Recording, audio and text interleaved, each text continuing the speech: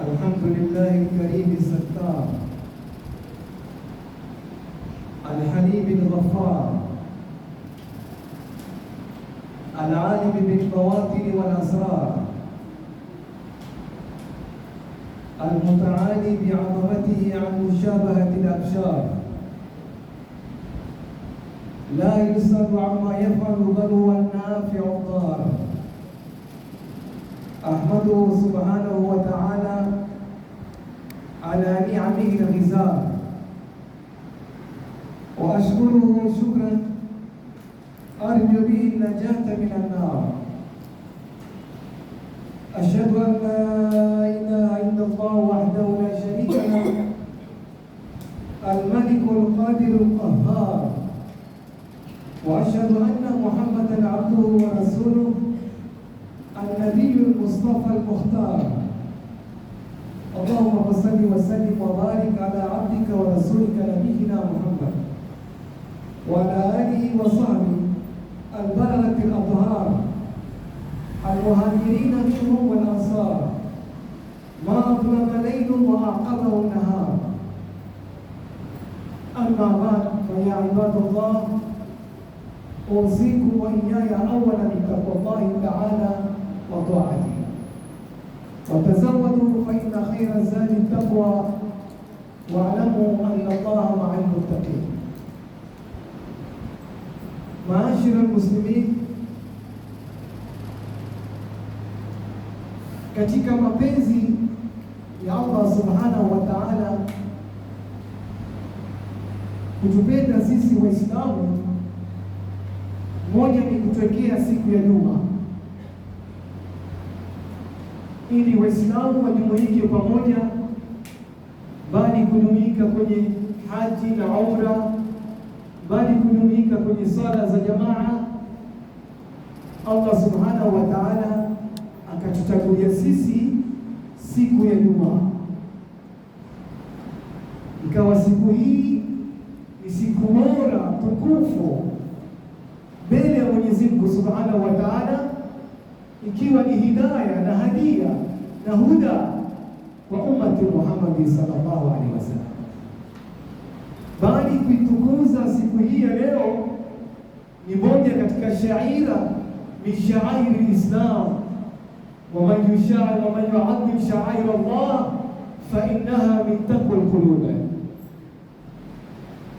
Mtume Muhammad sallallahu alaihi wasallam alituambia kwamba Mwenyezi Mungu aliwapoteza Manasara ambao kwa lugha leo tunasema Wakristo, tukawaita wanadhali.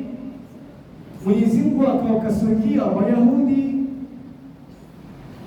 Sisi Waislamu akatutanguliza mpaka kwa siku katika wiki holiday ambayo kwamba inayokuja ya kwanza ni siku ya Juma.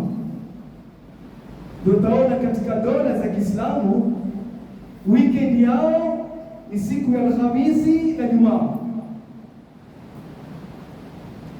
lakini kwa nidhamu za Kiyahudi na kwa ulimwengu unaendeshwa na nidhamu za Kiyahudi, kwa kutaka au kutotaka, sisi kwamba tukaipenda zaidi siku ya Sabato ambao yaumu sabti ambao walipewa Wayahudi, ambao wao ndio ghairul maghdubi alaihim, watu ambao wamekasirikiwa na Mwenyezi Mungu ni Wayahudi, na watu ambao kwamba wamepotea kwa mujibu wa hadithi ni Manasara.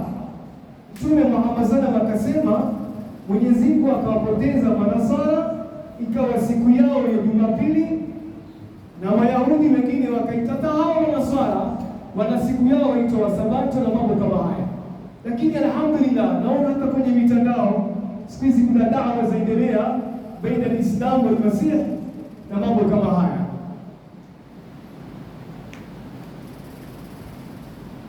Mtume Muhammad sallallahu alaihi wasallam asema Mwenyezi Mungu aliwapoteza hawa, akatupa sisi siku ya Jumaa ambao Mtume aliita ni sayyidul ayyam.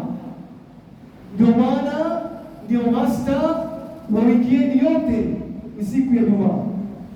kisha wakawekea Wayahudi na hawakuitekeleza haki yao, na wengine wakawa wanamwabudu Mwenyezi Mungu Jumapili mpaka Jumapili. Lakini kisisi Waislamu hatumwabudu Mwenyezi Mungu Juma mpaka Juma, bali siku ya Ijumaa kwetu siku ya kukuthirisha na kufanya wingi siku ya ibada, kwa sababu ni siku tukufu kwetu sisi, na kuna fadhila ambazo siku nyingine hakuna isipokuwa siku ya Ijumaa. Kuna wale hao ambao Mungu ameificha, ni kama Lailatul Qadri. Ukipata one hour hiyo ukamwomba Mwenyezi Mungu on the spot, Mwenyezi Mungu anakujibicha, maadamu katika maombi yale kuna kheri Mwenyezi Mungu Subhanahu wa Ta'ala amekujalia, ambao tutakuja kuzungumza.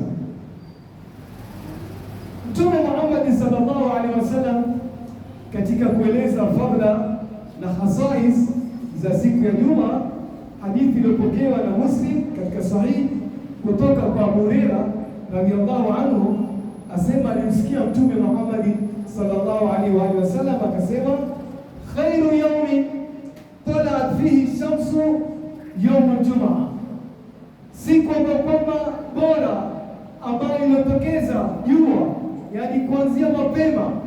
Baadhi mufasirina wakasema walfajiri, na hapa kwa alfajiri, wengine wakasema yawm nahari, wengine wakasema ni kila alfajiri Mwenyezi Mungu ameapa, wengine wakasema kwa specialize, wakasema hii alfajiri bora ni alfajiri ya siku ya Ijumaa. Tutaona mashehe zetu na salafu saleh na waumini siku ya Ijumaa wao mapema kupenda kutoa sadaka, kwa sababu ile sadaka ambao walitoa siku ya Juma inakuwa tofauti na siku zingine, na wengine hupenda kuzikusanya khairati nyingi wakazifanya. Ndio sisi kidogo kwetu tukaweka zile Juma karimu angalau kuweza kukumbukana na mambo kama haya. Mtume Muhammad sallallahu alaihi wasallam siku ya Juma akasema, fihi khulika Adam, siku hii aliumbwa baba yetu Abu Bashar Adam alayhi salam, wa fihi udkhila aljanna, na siku ya Ijumaa ni siku ile ambapo kwamba Adam alayhi salam aliingizwa peponi. Aliumbwa siku ya Ijumaa na akaingizwa peponi siku ya Ijumaa. Kisha Mtume Muhammad sallallahu alaihi wasallam akaendelea kusema, wala taqumu saa illa fi yawmi al-jum'a, kiyama hakitasimama isipokuwa siku ya Ijumaa. Kwa hivyo tushajua kwamba siku ya Ijumaa itakuwa ni siku ya kiyama, Allah subhanahu wa amechagua. Lakini swali mimi na wewe ni juma lipi?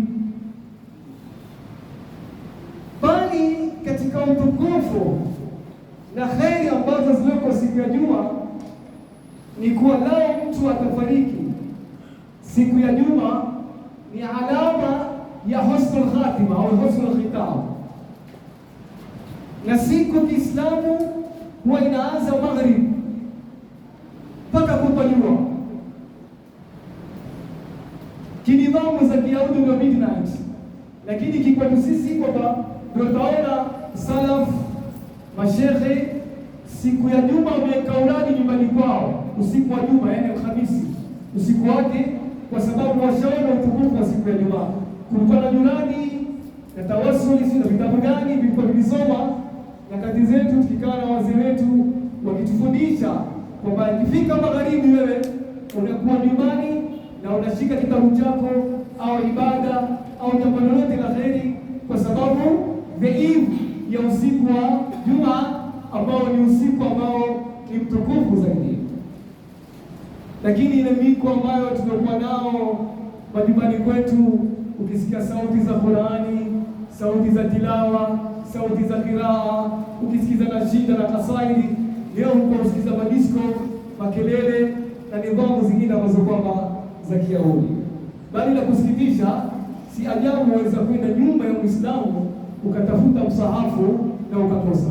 Jamani, kidogo na msahafu hakuna, lakini mashallah kwenye shelf kumejaa manovel kibao, story books na mambo mengine ya kiulimwengu, magazeti kibao, lakini unaweza kutafuta msahafu pengine hakuna kamwe na mambo kama haya. Sasa hii ndio kwamba msahafu au Qur'ani kwetu haijakuwa ni first priority, haijakuwa ni kipaumbele cha kwanza. Kuna mambo mengine ambayo sisi tunafadhilisha zaidi kuliko kitabu cha Mwenyezi Mungu Subhanahu wa Ta'ala. Tutaona siku ya Juma kama leo ni sunna mtu kusoma Suratul Kahfi. Watu wangapi katika sisi walisoma Suratul Kahfi kuanzia usiku wa Juma? Ni wachache, si lazima kuwajua, lakini kwa njia ya kukumbushana. Yaani watoto wetu pia kwa mambo leo tukua msafu, soma Suratul Kahfi. Leo ni siku ambayo kwa special siku yake imewekwa na fadhila zake. Mungu atakutia nuru baina majumba mawili, na hujui nuru gani? Nuru katika kaburi, nuru katika maisha yako, nuru katika akhira, nuru katika mambo yako. Mwenyezi Mungu atakutia nuru kwa kusoma Suratul Kahfi, ambao harufu moja pekee yake utapata thawabu 10. Bismillahirrahmanirrahim, unapata thawabu 190. Je, kusoma msahafu mzima how many millions are there thawabu mbele za Mwenyezi Mungu Subhanahu wa Ta'ala. Vile vile katika utukufu wa siku ya Juma, wa fihi ukhrija Adam minha, na katika siku ya Juma Nabii Adam alitolewa peponi baada ya kupata mtihani kutokula mti au kula mti ambao alokatazwa na Mwenyezi Mungu. Kwa hivyo siku anauma, siku ameingizwa, na siku ambayo kwamba alitolewa peponi. Hata kuna riwaya katika hadithi kadhaa mbalimbali ambazo Mwenyezi Mungu Subhanahu wa Ta'ala alimpa toba Nabii Adam alayhi salam baada hayo yote kutoka. Ilikuwa siku ya Juma baada al-asri, na riwaya sahihi kwamba Nabii Adam aliumba baada al-asri yawm al-Jumaa, na hiyo baada al-asri ndio siku ambayo kwamba Mwenyezi Mungu alimpa toba. Fatalaqa Adamu min rabbihi kalimati fataba alayhi innahu huwa at-tawwabur rahim. Nabii Adam akatapokea vilma kwa Allah, akamfundisha vilma vile ili kumwomba msamaha, na Mwenyezi Mungu akampa toba. Siku moja Nabii Musa alayhi salam katika munajat na Mwenyezi Mungu ambaye nitakuuliza swali, kwambia tafadhali ahlan sana, huyu anaitwa Adam, huyu kama ulivyozungumza umemuumba kwa mkono wako mwenyewe. Angalia Mwenyezi Mungu alipotaka kuumba Adam au wanadamu alitumia mikono yake au mkono wake, yadi. Mbingu vile vile alitumia vile vile, lakini vitu vingine alisema mimi nimeumba. Akamuuliza huyo Adam, uliumba kwa mkono wako, ukamguzia kwa roho, akawa ni mwanadamu amekamilika, kisha ukamtia peponi bila ibada zozote, bila amali yote, ukamtia peponi, kisha ukamwambia mke wake Hawa, wakakaa raha mustarehe. Kisha Nabii Adam kwa heshima akateleza au kwa kukosea na mambo kama haya, ukamtoa peponi, nguo zikavuka zote, akateremka kwenye ardhi. Walakum fil ardi mustaqarrun wa mata'un ila hin. Kisha nataka kuuliza, huyo Adam haya yote unamfanyia aliweza kushukuru sampuli gani hizo neema ambazo wewe umempa? Allah Subhanahu wa Ta'ala akamwambia yakfini annahu qala alhamdulillah. Angalia fadhila za alhamdulillah, yatosha hayo yote unamfanyia Adam kuwa alisema alhamdulillah, bali msamaha alioomba mimi nimsamehe kwa mambo kama haya. Kwa hivyo Nabii Adam aliomba baada ya asri. Sasa kuna riwaya katika ile hadithi ya Mtume Muhammad sallam huwa kuna saatul ijaba, kwamba ikikupata au ikikusadifu saa hii na wewe uko katika ibada maombi, basi utakaloomba utapewa. Sasa imefichwa kama ilivyofichwa Lailatul Qadri ili watu washindane katika mambo ya kheri, lakini kauli na nguvu. Wengine wakatoa ijtihadi ni alfajiri, wengine wakasema baina khatibu ile baina julus, baina kusimama na kupumzika hotuba ya pili. Lakini riwaya ambayo ilikuwa nguvu salaf walipokea ni baada ya asr, siku ya Ijumaa kama leo, ni wakati mtukufu zaidi. Lao itawezekana kuwa faragha, basi ni kheri kwa wewe kujikaribisha kwa Mwenyezi Mungu. Una maombi yako, una Qur'ani, una ibada, una dhikri, una sala za Mtume Muhammad sallam, una kila jinsi ya kujikaribisha kwa Mola. Basi wakati mzuri ni baada ya asri, ukae mpaka kutwa jua au kabla al-maghrib, ukae msikitini upige salatu jamaa yako, utakuwa umefanya khairat. Na Mtume Muhammad sallallahu alaihi wasallam katika hadithi zake asema kwamba Mwenyezi Mungu yuko na vitu vinaitwa nafahat. Nafahat ni vitu ambavyo vizuri vitamu tamu, ambao kuna thawabu ndani yake, ofa kede ndani yake. Yani kama vile mfano Lailatul Qadri katika nafahat Mungu ameficha. Kwa hivyo hii saa ijaba vile vile katika nafahat rabbania kutoka kwa Mola Subhanahu wa Ta'ala. Kwa hivyo akasema Mungu azificha, jaribuni kuzipekua kuzitafuta. Yule atakayezipata hizo nafahat kwa Mwenyezi Mungu atakuwa amepata khairi mbele ya Mwenyezi Mungu Subhanahu wa Ta'ala.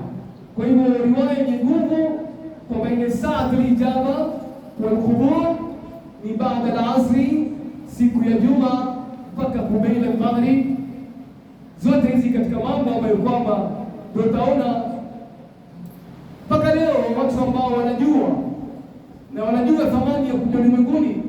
Utaona siku za Jumaa hizi kujitenga wao, siku Alhamisi uzima simu zao, usiku wakainuka wakafanya qiyamul layl, asfajiri vile vile ndio wakati wa fadhili ambao unakusikitisha. Sisi wakati wa fajiri ndio hulala. Hakuna wakati mkorofi mtu kulala kama alfajiri au baada ya fajiri, kwa hadithi ambazo kwamba ziko kwa maarufu. Na jambo la kusikitisha, wakati wa alfajiri pale ndio wakati wa mgao riziki. Kuna wale malaika ambao wanakaa kwa juti, kuna wale wanakuja mpaka usiku wakakesha. Wakifika baada ya salatu jamaa, wanakuja wale malaika muaqibat, wale wa mchana wanapokezana, ndio wengine wakapenda kusalimiana, mambo kama haya. Kwa hivyo wale malaika wakaenda kupanda kule, wanapanda na faili yako, na wale ambao walisali salatu jamaa majina yao yanaandikwa na mambo kama haya. Sasa wakati ule ni wakati wa kabuli. Mtu yote ambaye ana dhiki, ngojea jua litoke saa 1 kasoro baada ya Isra, ikiwezekana piga rak'ataini sura al-Isra au duha, piga 4 ikiwezekana rak'at. Wallahi thawabu zake ni kama kwenda hija na umra. Watakaniki tena rak'ataini, pesa yako pale au mimi nafsi yangu najihusia. Ukisha kumaliza salatu fajr, ikiwa una kazi, mwende kazini, usiende kuleta ghorofa nyumbani. Leta uradi wako, peleka maombi yako kwa Mola, jikaribishe. Jua likisha kutoka, likisha kuzama kiasi cha robo saa, kisha kutoka, piga rak'atini zako, shukuru Mwenyezi Mungu, uombe. Angalia kwa muda sio mrefu, maisha yako moja yatabadilika. Lakini utakuta wewe hata kwa ujasfajiri kusali msikitini. Mtume mazala aliulizwa, kuna jamaa uswali mpaka jua lishatoka, hawana swala alfajiri wala jamaa. Mtume akasema hawa ni watu ambao wamekondolewa na shetani katika masikio yao. Wale wanaolala hawaamki alfajiri wakaswali ni wale ambao wamesawazishwa na shetani. Walipolala hawakuwa na uradi, hawakulala na udhu, hawakuwa na nia. Sisi maisha yetu yote ni ibada bwana. Kula kwetu, kuna kwetu, maisha yetu yote ni ibada. Qul inna salati wa nusuki wa mahayaya wa mamati lillahi rabbil alamin. Maisha yangu, kifo changu, kuishi kwangu kote ni maisha ya Uislamu, ni maisha ya kujitolea mahanga kwa Mwenyezi Mungu Subhanahu wa Ta'ala. Kwa hivyo lazima moja katika maisha kubadilisha, tuwateni kulala katika siku takatifu. Tena hasa siku ya leo ni siku muhimu sana kwa Waislamu. Hadithi nyingine inapokewa yasema kwamba Mtume Muhammad sallallahu alaihi wasallam ni siku ambayo kwamba aliumba Adam na akateremshwa, na siku ambayo kwamba alikufa Adam. Yeyote atakayeomba saa moja katika masaa haya bila kuomba haramu, basi Mwenyezi Mungu atajikaribisha na atakubalia ibada zake. Kuna hadithi ambayo kwamba ndio sahihi wakisema iltamisuha akhira saati baada al-asr. Hii pokea na Abu Daud na Hakim Asema itafuteni saatul ijaba wakati wa asri au mwisho wa asri. Maasha wa muslimin, katika mambo muhimu ambayo kwamba ya siku ya Juma kuyafanya, tutaona kwamba siku za Juma watu wanaifanya kama siku ya Idi. Kivipi? Mtu anatoka kazini mapema, anajipanga, anavaa nguo yake rasmi, wengine wapiga manyoho, wengine vilemba, wengine makanzu, wengine kofia, yaani katika zile tradition zetu au nguo ambazo kwamba zimependekeza katika Uislamu. Wanakuja Juma, tunasema ukajifukiza masati, kiwezekana tia mafuta mazuri, kama habibti yuko akufukize, akuveshe kanzu nzuri, uoge pale. Kuna mambo mengine ya dharura, au toka kazini hatuwezi kulaumu moja kwa moja, utaingia kazini utaingia msikitini, lakini kama una wasaa bora ujitayarishe. Waswahili wakwambia tohara ya Juma utayarishwa siku ya Alhamisi, yani kabla siku ya Jumaa. Na Mtume sema katika fadhila zake, yoyote atakayeoga siku ya Juma, na ni sunna kuvaa nguo nyeupe kiwezekana, yoyote atakayevaa kwa sunna, atakayevaa nguo nyeupe atakayevaa nguo siku ya Juma, akatia manukato, akarauka mapema kabla khatibu hajaingia msikitini. Khatibu akaingia, akapanda juu ya mimba, akanyamaza, asiudhi, na alikuwa katika uradi wake before, basi huyu Mwenyezi Mungu atamsamehe madhambi yake kwa muda wa majuma mawili. Na Mtume sasa akasema yale kabairi yale ni madhambi makubwa. Sasa kuna ikhtilafu, madhambi makubwa ni ipi? Kuna mengine shazoea, mfano ikiwa ataepuka mambo ya shirki, ataacha mambo ya sihiri ambayo leo wamejaa mambo hayo, ataacha mambo ya kusengenya, mambo ya kula riba, mambo ya kukimbia vitani, kusingizia, urongo, uzinifu, liwati, kuasi wazazi wawili, kushuhudia urongo, na mambo kama kula tembo na mambo mengine ambayo kwamba ni machafu ambayo yanaitwa ni mubikat au kabairi. Lao ataepuka mambo kama haya, basi yale mambo mengine madogo madogo ya binadamu, sio na internet na mistakes na nitani, Mwenyezi Mungu Subhanahu wa Ta'ala kwa yeye anakusamehe. Kwa ndugu zangu, tufanye bidii sana katika kuangalia fadhila za Juma. Bali akasema mwenye kuja saa ya kwanza ni kama alochinja ngamia, mwenye kuja saa ya pili Juma ni kama alochinja ng'ombe, mwenye kuja saa ya tatu ni kama alochinja kondoo au mbuzi, mwenye kuja saa ya nne ni kama alochinja kuku fi sabilillah taqarruban ila Allah, na atakayekuja baada hapo kabla ya khatibu atakuwa ni kama alitoa yai fi sabilillah sadaqa, na atakayekuja baada hapo atakuwa amekuja Juma, amekuja kusikiza hotuba na mambo kama haya. Kwa hivyo anyway, malaika wanakuja vitabu vyao, wanaanza kusikiza hotuba. Wale ambao wamekuja wamepata kitabu kishafungwa na mambo kama haya. Kwa hivyo hizi katika fadhila muhimu sana za siku ya Juma. Inshallah Allah mapema, ili tuweze kukaribisha mbele ya Mwenyezi Mungu Subhanahu wa Ta'ala. A'udhu billahi minash shaitani rajim. Ya ayyuhalladhina amanu idha nudiya lis-salati min yawmil jumu'ah fas'au ila dhikrillahi wa dharul bay', dhalikum khairun lakum in kuntum ta'lamun. Barakallahu li wa lakum fil Qur'anil azim wa nafa'ani wa iyyakum bima ja'a fihi min al-ayati wadh-dhikril hakim.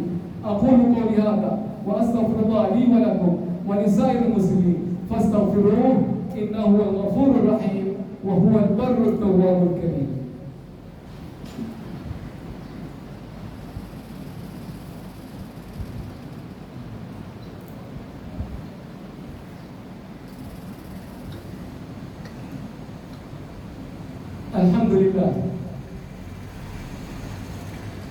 الحمد لله الذي جعل الجمعة والجماعات من أكبر شعائر الدين. أشهد أن لا إله إلا الله وحده لا شريك له ولي الصالحين، وأشهد أن محمدا عبده ورسوله سيد الأولين والآخرين. اللهم صل وسلم وبارك على عبدك ورسولك نبينا محمد وعلى آله وصحبه الغر الميامين. أما بعد، فيا عباد الله أوصيكم وإياي أولا بتقوى الله تعالى وطاعته. Kuna mambo mawili ya haraka tu nikimalizia hotuba yangu ya leo. Kitu cha kwanza ni kuna sunna muhimu ambao watu wengi huipuuza au huisahau, na kuna kaida ambayo yazungumza kwamba mara nyingi mtu anayepuuza sunna basi hata zile faradhi pia kuzipuuza, hazifanyi kwa vile inavyotakikana. Hiyo ni mjadala. Wakati unapoingia kwa khatibu na kuhutubu, yaruhusiwa ni sunna mtu kupiga rak'atayn, lakini bila kushawishi. Hakuna kitu kibaya kama kumshawishi mtu siku ya Ijumaa, tena hasa wakati wa khatibu ya khutba na mambo kama haya, kumpiga, kuzungumza, kumshika, songea, mambo kama haya yafanye. Nafasi iko, niache ingia tu, hakuna neno ruhusiwa kwa nidhamu, bila kumsalimia mtu. Haina haja kumsalimia. Ukisha kusali Ijumaa msalimie muadhi, shauri yako, lakini hakuna mambo ya habari vipi mambo, hakuna kusalimia. Basi tunasema akanyamaza ndio pata zile fadhila. Kwa hivyo piga rak'atayn khafifatayn. Wakati wa Mtume masala, Mtume tawhid ya Juma aliingia sahaba kidogo amechelewa. Alipoingia, lakini hiyo ni nidhamu ya Mtume. Akamwambia hal salaita fulani biswali? Qala la. Akamwambia qum fasali rak'atayn. Bimaana kwamba alikuwa amefundisha simama upige rak'a mbili. Hilo la kwanza. La pili, haifai kumudhi kwa harufu mbaya mbaya. Ni sunna mtu kujifukiza na kutia perfume siku ya Ijumaa. Kinyume chake, ndio kwamba mtu anataka kucheza mpira au kutoka baharini mathalan, pengine anukanuka uvumba na mambo kama haya, basi Mtume alikuwa hapendi mtu kama yule kurudia msikitini, kwa sababu msikitini mahali pa pambo, hapafai kuudhi watu. Nenda kajiche maji ya karaka, uje upate kuwahi Juma na mambo kama haya. Na la mwisho, katika kutukuza siku ya Juma mpaka kifo, kile kifo cha siku ya Juma pia ni kifo ambacho kwamba si cha kawaida. Moja katika alama za husnul khatima ni mtu kufa usiku wa Juma au siku ya Juma. Tutaona watu wengine hupenda kuzikwa siku ya Juma. Kule Maka nilikwenda kushuhudia, nilipoulizwa usengine wa jeneza 5 6 kwa mpigo yote, asema kwamba hawa kutoka sehemu mbalimbali walihusia wakifa wasaliwe Masjid al-Haram au Masjid an-Nabawi, na wengine walihusia wakizikwa zikwe na masahaba kama kule Baqi' kwa Abu Badri wale, yani walihusia nini, wakifufuliwa wawe karibu na masahaba, wawe karibu na Mtume Muhammad sallallahu alaihi wasallam. Ni mmoja katika mambo mazuri ya siku ya Ijumaa. Hadithi ambayo kwamba imepokea na Abdullah bin Umar asema, ma min muslimi, hakuna Muislamu yeyote yamutu yawm al-Jum'a, atakufa siku ya Juma au lailat al-Jum'a au siku ya Juma, illa waqahu Allahu fitnat al-qabri, katika mazuri Mwenyezi Mungu atakuokoa na adhabu al-qabri, adhabu ya kaburi. Kwa hivyo moja katika mambo ambayo yanakuondoshia adhabu ya kaburi ni mdao Mwenyezi Mungu kwa mipango yake atakuchukua na kuhitari siku ya Kiyama. Bali sura Tabaraka pia ni sura moja ambayo inaweza kuepushia na adhabu ya kaburi, kwa hadithi ya Mtume Muhammad sallallahu na utakuwa kila siku unaisoma. Na haya na mengi, Mwenyezi Mungu atujalie min alladhina yastami'una alqawla fayattabi'una ahsana. Fattaqullaha ibadallah wa sallu wa sallimu ala man umirtu bis-salati was-salami alayhi umuma. Faqala ta'ala mukhbiran wa amiran hakima, inna Allaha wa malaikatahu yusalluna ala an-nabi ya ayyuhalladhina amanu sallu alayhi wa sallimu taslima. Allahumma salli wa sallim wa barik ala sayyidina Muhammad shamsi nur al-irfan wa mahbiti asrar al-Quran wa ala alihi al-tahar wa sahabati al-akhyar, khususan min dhil asr al-ariq amir al-mu'minin sayyidina Abu Bakr as-Siddiq wa amir al-mu'minin sayyidina Umar bin al-Khattab wa amir al-mu'minin sayyidina Uthman bin Affan wa amir al-mu'minin sayyidina Ali bin Abi Talib wa baqiyati sahabati Rasulillah ajma'in wa 'anna wa fihim برحمتك يا أرحم الراحمين. اللهم أعز الإسلام والمسلمين، اللهم أعز الإسلام والمسلمين وأذل الشرك والمشركين وانصر جيوش المسلمين ودمر أعداءك أعداء الدين وأصلح من في صلاح الإسلام والمسلمين وأهل من في هلاك صلاح الإسلام والمسلمين، واغفر اللهم للمؤمنين والمؤمنات والمسلمين والمسلمات الأحياء منهم والأموات إنك سميع قريب مجيب الدعوات يا قاضي الحاجات ويا كافي المهمات. ربنا آتنا في الدنيا حسنة وفي الآخرة حسنة وقنا عذاب النار. ربنا ظلمنا أنفسنا وإن لم تغفر لنا وترحمنا لنكونن من الخاسرين. عباد الله، إن الله يأمر بالعدل والإحسان وإيتاء ذي القربى وينهى عن الفحشاء والمنكر والبغي يعظكم لعلكم تذكرون. فاذكروا الله العظيم الجليل يذكركم واشكروه على آلائه يزدكم ولذكر الله أكبر والله يعلم ما تصنعون. وأقم الصلاة رحمكم الله.